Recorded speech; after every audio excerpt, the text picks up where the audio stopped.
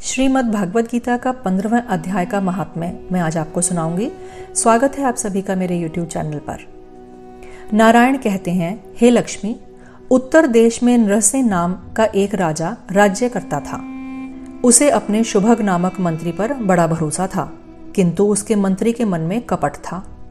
एक दिन राजा सोया हुआ था, तब उस मंत्री ने अवसर पाकर नौकरों समेत राजा को मारकर आप राज्य करने लगा।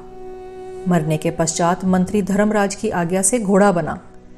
एक घोड़े का सौदागर उसे खरीदकर राजा के पास ले गया। जब घोड़े ने राजा को देखकर सिर फेरा तो राजा ने पंडितों को बुलाकर घोड़े के सिर फेरने का कारण पूछा। पंडितों ने उत्तर दिया, महाराज, घोड़े ने आपके आगे सिर नवाया है। राजा उनके उत्तर से संतुष्ट न हुआ। कुछ दिन बाद राजा उसी घोड़े पर सवार होकर वन में शिकार खेलने के लिए गया। पशुओं का आखेट करते समय जब उसे तृषा लगी तो सामने एक अतीत कुटिया देखकर घोड़े को पेड़ के साथ बांधकर वह झोपड़ी में गया। उस समय वह अतीत अपने पुत्र को गीता के 15वें अध्याय का पाठ सुना रहा था। उसने एक वृक्ष के पत्ते पर गीता का श्लोक लिखकर दिया और कहा, खेलते रहो और इस श्लोक को याद करते रहो। वह लड़का जब खेलते खेलते घोड़े के पास गया तो उस पत्ते को घोड़े ने देखा।